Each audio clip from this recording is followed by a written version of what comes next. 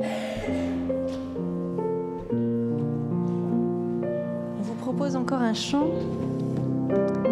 Voir mon Sauveur face à face dans sa beauté.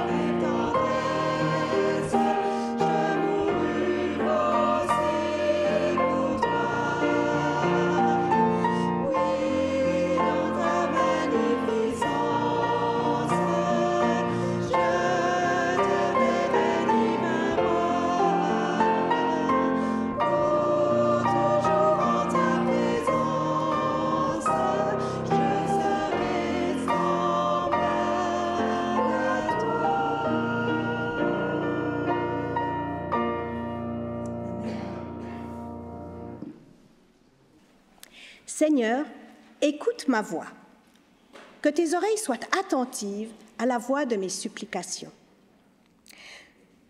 Si tu gardais le souvenir des fautes éternelles, Seigneur, qui pourrait subsister? Mais le pardon se trouve auprès de toi, afin qu'on te craigne. J'espère en l'Éternel, mon âme espère, et je m'attends à sa parole. Mon âme compte sur le Seigneur, plus que les gardes ne comptent sur le matin.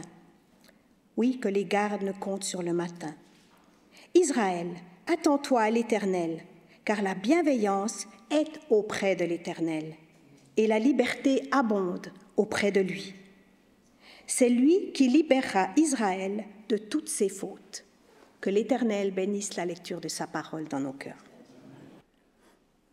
Ça vous surprendra peut-être un peu si je vous dis que le titre de ma prédication, c'est « Vive le crédit et le prêt-à-porter, et sont-ils une fatalité ?» Ce titre exprime, avec un peu de malice, mais beaucoup de vérité, je crois, la façon dont vit notre monde économique actuellement. Et pour le texte fondateur de cette méditation, je voudrais lire avec vous dans Ésaïe au chapitre 44, le verset 22, « J'ai effacé tes transgressions comme un nuage et tes péchés comme une nuée.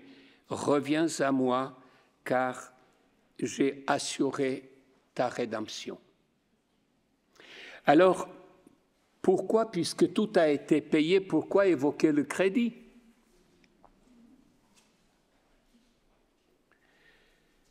Eh bien, je voudrais l'évoquer sous l'angle spirituel et vous verrez qu'au XXIe siècle, il est plus d'actualité que jamais et nous devrions essayer de nous débarrasser de toutes nos mensualités.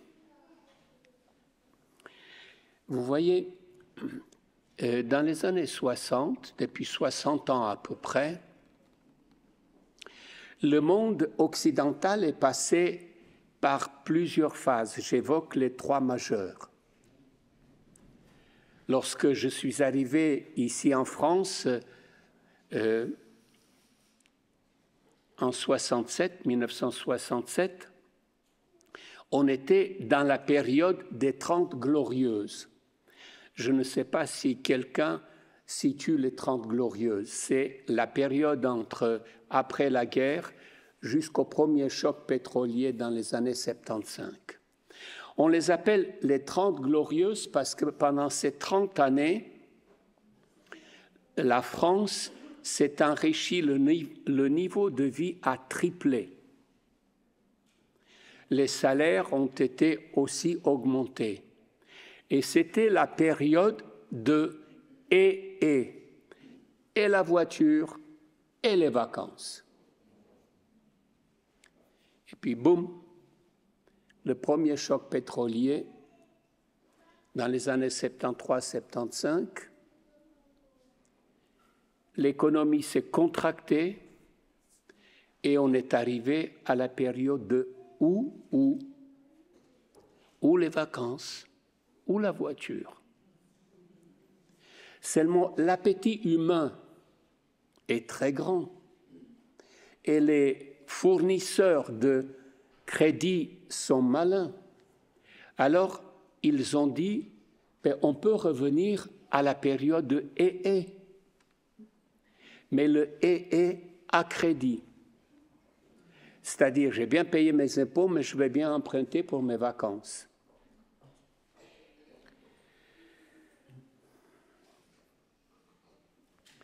Et je voudrais ce matin voir avec vous comment les choses se passent du point de vue spirituel. Et vous verrez qu'il y aura beaucoup de similitudes.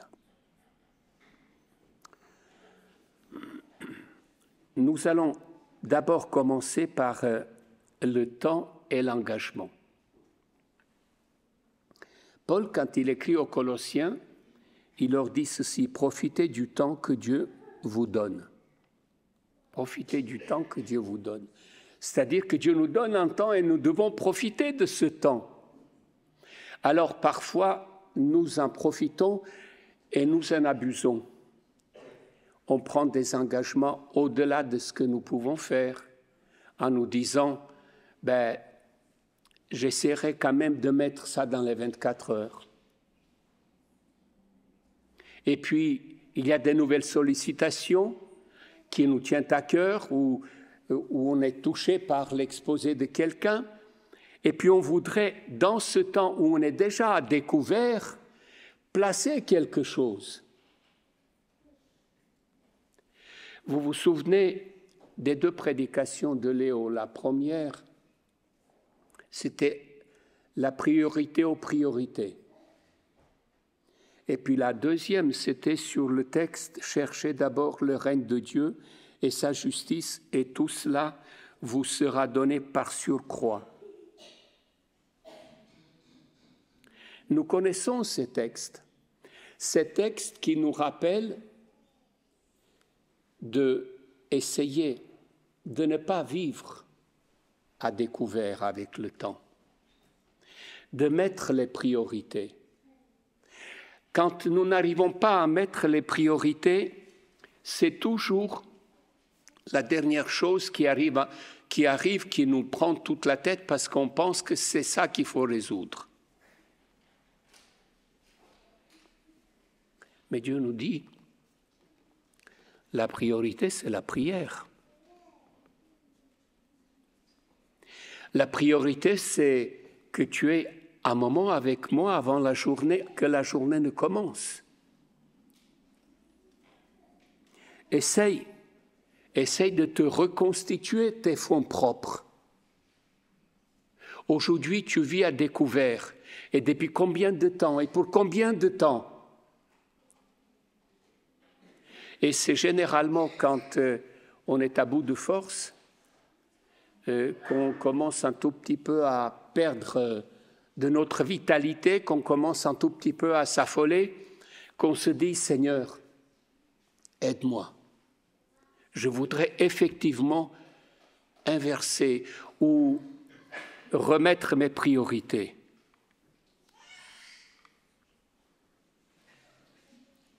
Comment ça se passe dans la vie collective? Alors, je vous rassure tout de suite, je n'essaye pas de faire une méditation de morale ce matin.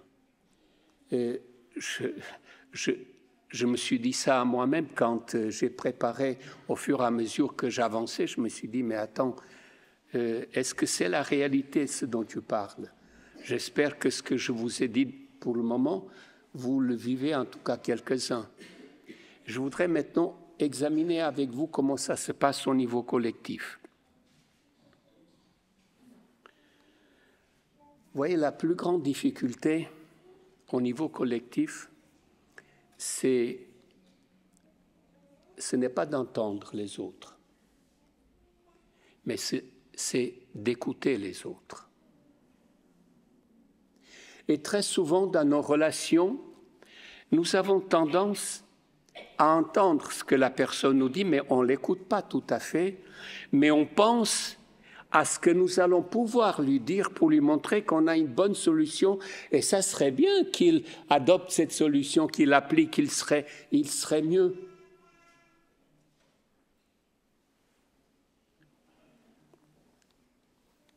Mais ce n'est pas ce que la personne attendait de nous. La personne voulait qu'on l'entende, qu'on l'écoute, qu'on crée un espace où elle peut dire ce qui lui pèse sur le cœur. Elle n'avait pas besoin forcément de conseils, et dans la majorité des cas, ce n'est pas de conseils qu'elle a besoin. Elle a besoin d'être entendue. J'ai commencé mon ministère pastoral dans les années 70, et à l'époque, j'avais un autre dynamisme, donc quand les gens venaient me parler, je les écoutais, mais je pensais à d'autres choses, j'essayais de rapidement leur répondre. Et avec le recul maintenant, je me suis dit que souvent j'ai payé les gens avec une monnaie de singe. Parce que je n'ai pas entendu réellement ce qu'elle me demandait. J'ai bien entendu les paroles, mais je n'ai pas écouté le cœur. Et vous comprenez, c'est toute la différence. Parce que quand quelqu'un parle, il va utiliser des mots. Mais vous avez aussi remarqué que parfois elle s'arrête, elle fait une intonation, parce que le cœur, il dit quelque chose. Et nous écoutons les paroles. Et dans la vie collective, pour être heureux, nous devons apprendre à écouter. Jésus nous a appris cela. Regardez tous les exemples quand il voulait guérir quelqu'un, quand il voulait faire du bien. Vous vous souvenez du paralytique de Bethesda? Jésus lui vient et il lui dit, « Est-ce que tu veux être guéri ?» Mais Jésus ne lui dit pas tout de suite, « Lève-toi et marche ». Il laisse le paralytique lui dire ce qu'il a dans le cœur. Il lui dit, « Oui, Seigneur, je voudrais. Mais tu vois, il y a tellement de monde avant moi.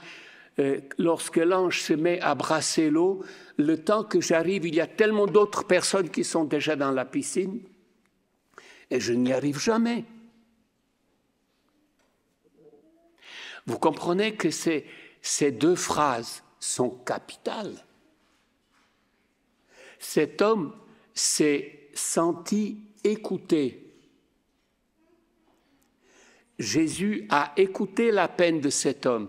Et quand il lui dit, je te le dis, lève-toi et marche, il ne s'est pas posé la question, oui, mais attends, ça fait 38 ans que je ne sens pas mes jambes, comment je vais pouvoir me mettre sur mes jambes? Vous voyez, c'est toute la différence entre entendre et écouter. Jésus n'a pas simplement entendu, il a pris le temps d'écouter ce que cet homme avait sur le cœur. Je voudrais dire quelques mots maintenant sur le prêt-à-penser ou le prêt-à-porter. Lorsque j'étais en ex-Yougoslavie, il n'y avait pas de prêt-à-porter. J'avais 2 oncles qui étaient tailleurs et une tante qui était couturière. Et à chaque fois qu'il y avait des fêtes, qu'il y avait des mariages, il y avait beaucoup de travail parce qu'il fallait faire la robe rapidement, il fallait faire le costume rapidement. Et tout était fait sur mesure. Quand je suis arrivé ici, j'ai rencontré le prêt-à-porter. Et vous savez comment c'est avec le prêt-à-porter. Tantôt ça ne va pas aux épaules, tantôt ça ne va pas un peu aux hanches, puis tantôt ça ne va pas nulle part, mais c'est les soldes alors, donc on en profite.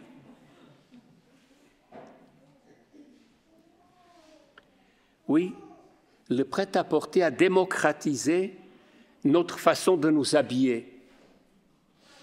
Mais à quel prix? Au prix que vous voyez le même vêtement que vous avez sur 10, 20, 30 personnes. Évidemment, si vous achetez quelque chose et que vous allez vivre en haut d'une montagne, vous ne reverrez pas le même article. Mais si vous vivez à Genève, vous allez rencontrer la personne qui porte le même article que vous. Parce que c'est le prêt-à-porter. Et nous sommes tous guettés par le prêt-à-porter. Dans les années 73-74, on avait l'habitude, quand on voulait dire qu'une information était juste, on avait l'habitude de dire « ils l'ont dit au poste ». Parce qu'il n'y avait que le poste de radio qui existait. Et quand on l'a dit au poste, c'est que ça a été vérifié. C'est que c'est vrai.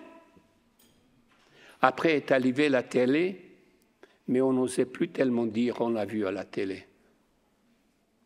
Et aujourd'hui, avec les médias, les réseaux sociaux, c'est terrible. Avec les influenceurs, ils essayent de vous donner le prêt-à-penser.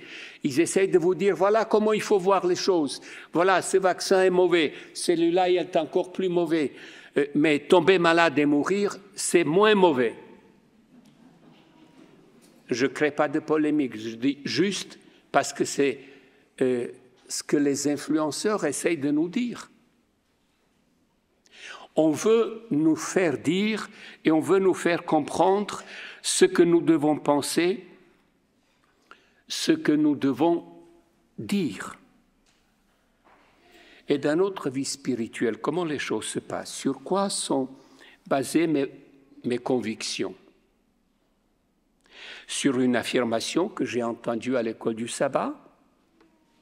Sur un chant émouvant, comme celui qu'on vient de chanter? Sur les paroles d'un ami? Sur un sermon? Vous voyez, la Bible nous met en garde contre le prêt-à-penser. Je lis dans le livre des Actes, les Juifs de Bérée avaient de meilleurs sentiments que les Juifs de Thessalonique. Ils reçurent la parole de Dieu avec beaucoup de bonne volonté. Chaque jour, ils étudiaient les Écritures pour vérifier l'exactitude des propos de Paul. Nous qui avons presque une vénération pour Paul, parce que c'est lui qui a bâti le salut par la foi, la doctrine du salut par la foi. De son temps, quand il arrivait à Bérée, les gens l'écoutaient. Mais rentré à la maison, il prenait les Écritures pour vérifier si ce qu'il a dit est juste. Donc, rentrez chez vous, il faut essayer aussi de faire la même chose, vérifier que ce que j'ai dit est juste. Paul aurait pu passer pour un prêt-à-penser. Il aurait pu passer pour quelqu'un qui dit ce qu'il faut croire, ce qu'il faut faire. Mais les Béréens nous ont donné l'exemple. Nous devons aussi donner la priorité à la parole de Dieu. Alors, je sais, nous avons tous des vies chargées. Elles sont parfois réellement chargées et elles sont parfois émotionnellement chargées et on n'arrive pas à se dire et à faire le tri.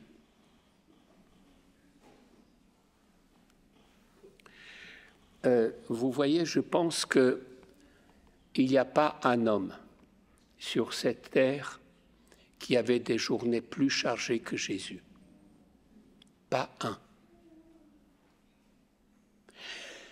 Pas seulement il y avait le travail, pas seulement il y avait les prédications, pas seulement il y avait l'empathie avec les autres, mais il fallait aussi être attentif parce qu'il y a toujours quelqu'un qui va dire une parole pour vous déstabiliser, pour vous discréditer.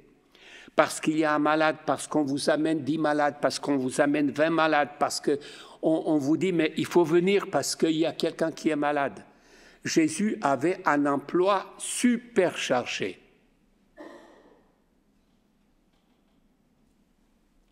Mais Jésus avait aussi une habitude. Le jour, le texte nous raconte 2 ou 3 exemples. Par exemple, le jour où il devait choisir les disciples, il savait que la journée allait être chargée. Il savait qu'il y a beaucoup de monde autour de lui. Mais il faut en choisir 12. Alors, il se lève, il prend son café, sa tartine, il arrive, il voit les gens devant lui, et puis il dit, bon, toi. Non.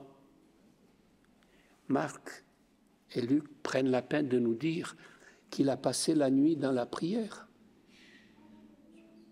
pour demander au Père quelles sont les personnes que je dois choisir. Vous savez, je ne suis pas sûr que spontanément il aurait choisi Pierre, parce qu'il a déjà vu comment Pierre agit. Il a vu sa fougue.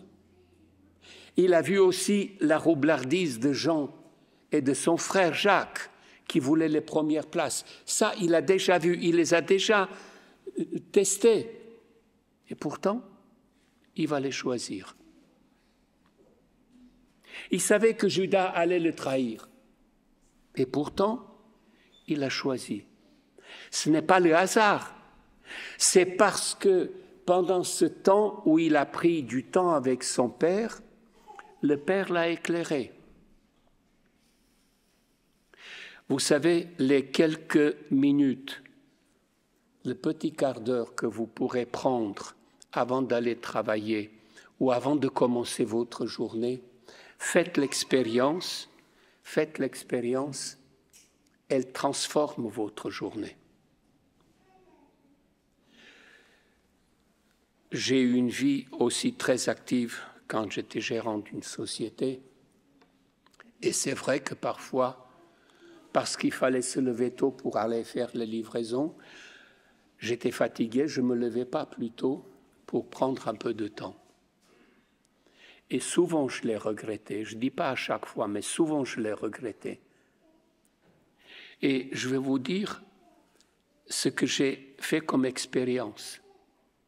À chaque fois que j'ai pris le temps de lire la parole, de prendre un moment, quand j'arrivais chez les clients, ils étaient toujours bien disposés, joyeux, et je n'avais pas de problème de livraison. Et quand je ne faisais pas ça, ce n'était pas à chaque fois, mais assez souvent, j'arrivais, ils étaient bougons, ils avaient l'impression qu'ils n'ont pas fait le bon choix parce qu'entre le moment où ils m'ont commandé le matériel et le moment où je l'ai livré, sur les chantiers, ils ont discuté avec les autres artisans. Et les autres artisans, ils lui ont dit « Ah oui, mais il ne fallait pas prendre cette version de Windows, il fallait prendre une autre version. »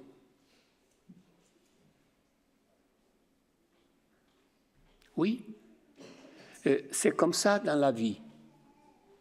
C'est comme ça dans la vie quand nous prenons le temps avec Dieu pour vivre un moment fort au départ.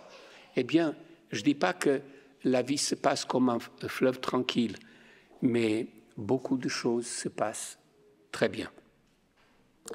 Et l'Église dans tout cela?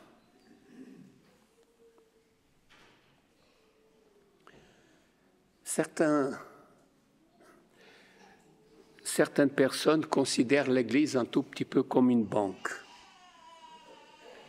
Ils viennent le matin en se disant « Est-ce que je pourrais avoir un prêt à taux préférentiel? Est-ce qu'il y a mon moniteur d'école du sabbat qui a bien étudié la leçon, est-ce qu'il peut me donner un bon éclairage?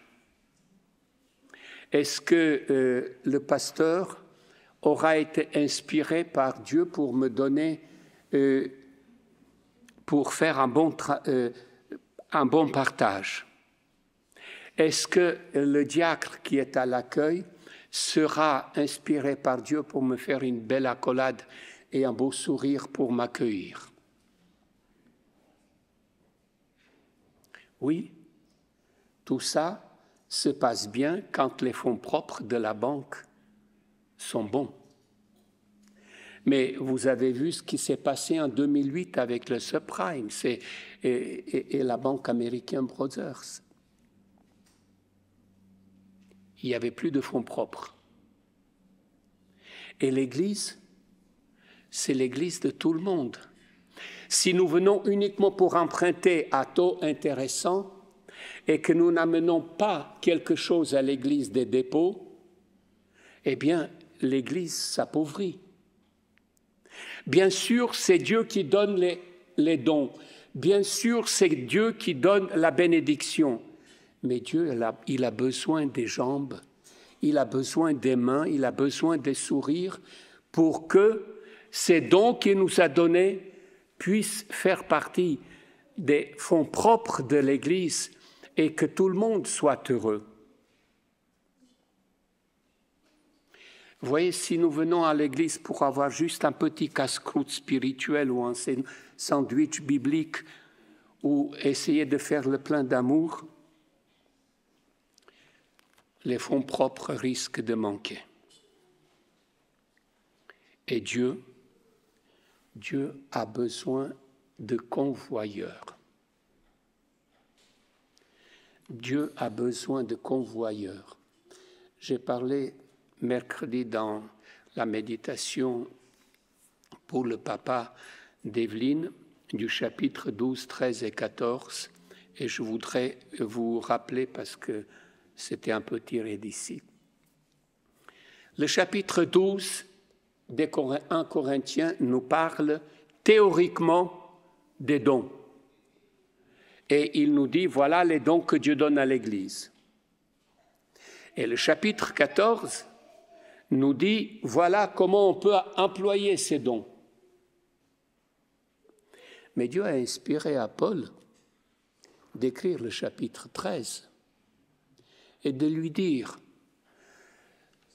si vous connaissez la théorie des dons au chapitre 12, mais que vous n'avez pas d'amour, aucune mise en pratique n'est possible. Vous êtes, et le chapitre 13 commence, si vous n'avez pas d'amour, vous faites beaucoup de bruit, mais ça ne sert à rien.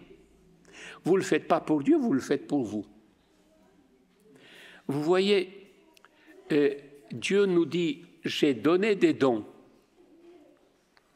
Je vous ai donné une église où vous pouvez échanger, où vous pouvez utiliser ces dons. Mais entre les deux, il faut qu'il y ait quelque chose qui se passe. Il faut que ces dons soient métabolisés. métabolisé dans votre cœur, dans votre être. Alors, en conclusion, la maison Dieu ne fait pas crédit. Dieu dit, si j'envoie la peste dans le pays, si je répands contre lui ma fureur par le sang, pour en retrancher les humains et les bêtes, et qu'il y ait au milieu de lui Noé, Daniel et Job, par ma vie, déclare le Seigneur Dieu, ils ne sauveraient ni fils ni fille par leur justice, ils ne sauveraient que leur propre vie.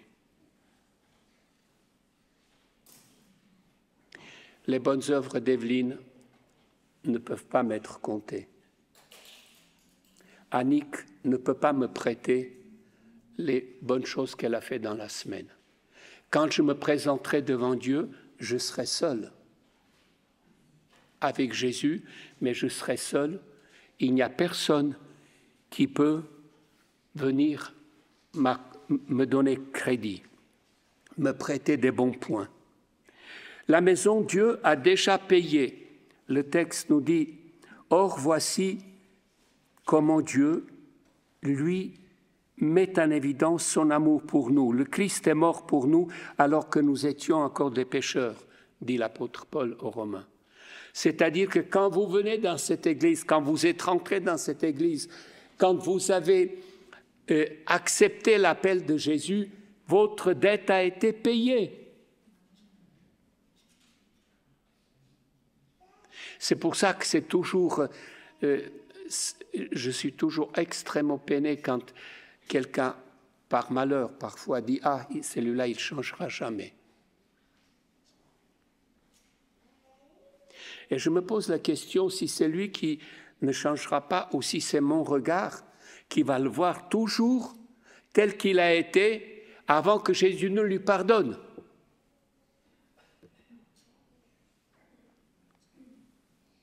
Et quand l'ennemi vient vous décourager pour vous dire « Mais tu vois, regarde là, tu as péché. Regarde ce que tu as fait là. » Il faut lui dire « Stop. Stop, je sais. » Mais je sais aussi que Jésus a pris ça sur lui.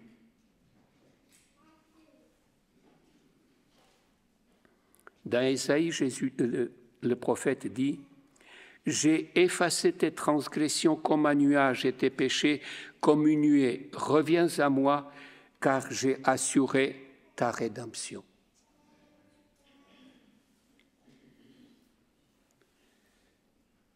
Il a déjà tout payé, il a tout effacé. Et vous avez vu comment se passe quand il y a des nuages et qu'il y a un vent qui arrive, ça part dans tous les sens et ça dégage le ciel.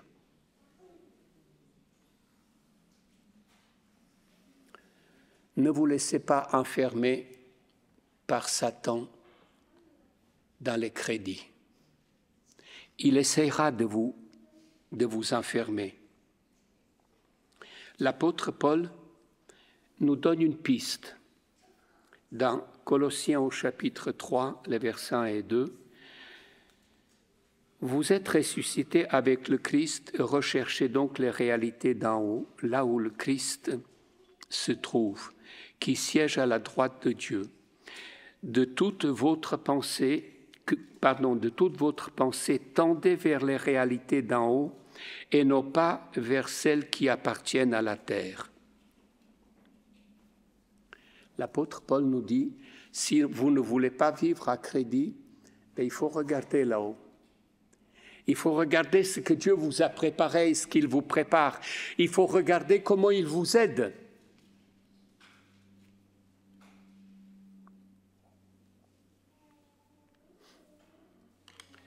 Je voudrais pour terminer prendre un exemple extraordinaire dans la Bible. Un jour, un enseignant de la loi se leva et posa une question à Jésus pour lui tendre un piège. « Maître, lui dit-il, que dois-je faire pour avoir la vie éternelle ?» Vous voyez le piège ? Toi qui es maître, fais-moi un costume prêt-à-porter et je vais le porter. Et Jésus, il lui dit, mais je n'ai pas l'étoffe. Alors je vais d'abord acheter l'étoffe. Je suis sur la route de Jéricho. Il y a un homme qui tombe entre les mains des bandits. Devant cet homme, il y a un prêtre qui passe, il y a un sacrificateur qui passe, et puis il y a un Samaritain qui passe. Mais le Samaritain, il s'arrête. Vous connaissez la suite de la parabole. Il prend soin de lui, il l'amène dans une auberge, il donne de l'argent pour qu'on continue à prendre soin pour lui. Et puis, une fois lorsque Jésus a dit, voilà, j'ai l'étoffe, je te l'ai montré. Alors, comment tu veux le costume maintenant? Jésus lui ajouta, à ton avis, lequel des trois s'est montré le prochain qui avait été victime des brigands?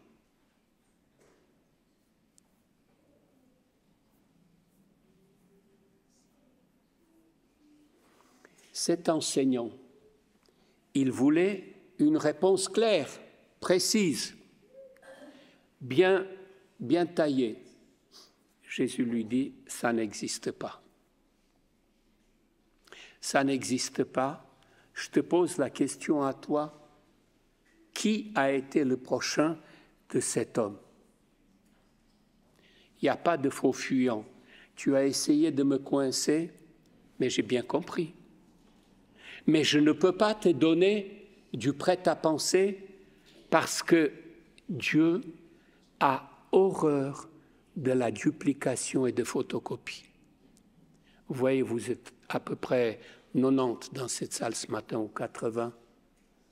Si vous vous regardez, lequel d'entre vous est identique à l'autre? De qui Dieu a fait une photocopie? Quand vous allez regarder les fleurs qui sont là, et vous les regardez de près, chacune est différente. Et parce que vous êtes chacun différent, Dieu ne peut pas vous donner du prêt-à-penser, ce n'est pas possible. Parce que ce que je ressens dans mon cœur, c'est pas ce que Alain ressent dans son cœur. Et si Dieu me donne quelque chose et que je ne sens pas la chose, je ne peux pas l'utiliser. Chers amis, je vous souhaite d'être vous-même, de refuser le crédit et le prêt-à-porter, de laisser Jésus vous enrichir pour que vous soyez enrichissants pour les autres. Amen. Oui, Seigneur, merci pour ce message que tu nous as donné ce matin. Merci parce que tu es un Dieu d'amour, un Dieu miséricordieux. Merci parce que tu nous aimes. Mais, Seigneur, nous voulons te demander de nous aider à écouter l'autre et ne pas seulement l'entendre. Parce que toi, tu nous écoutes, tu ne nous entends pas seulement. Et tu nous soutiens, tu nous conduis. Seigneur, aide-nous à être cette oreille attentive, mais aide-nous aussi à ne pas vivre à crédit, mais à être en communion chaque jour avec toi, à te laisser nous transformer, à te laisser changer nos cœurs, pour que nous soyons ce que toi, tu as envie que nous soyons. Comme l'a dit Zoran, nous sommes tous différents, et tu nous parles à chacun différemment, selon ce que nous avons besoin d'entendre et de comprendre. Seigneur, donne-nous ta sagesse, afin de pouvoir sonder tes Écritures, afin de pouvoir comprendre qui tu es vraiment et comment porter ton amour autour de nous, comment porter ta compassion autour de nous, Seigneur, parce que c'est ça que tu souhaites aussi dans notre vie de chaque jour. Aide-nous à mettre les bonnes priorités. Pardonne-nous les fois où nous mettons notre égoïsme avant toi, mais je sais que tu nous pardonnes, Seigneur, et que tu veux nous aider à arriver, à avancer avec toi et à nous approcher toujours plus de toi. Merci de nous aider à ne pas être dans ce prêt-à-porter, mais vraiment dans cet habit fait sur mesure que toi, tu fais pour chacun de nous. Merci de nous bénir, de nous conduire et de nous garder dans ta paix. C'est les grâces que je te demande au nom de Jésus. Amen. Vous pouvez vous asseoir.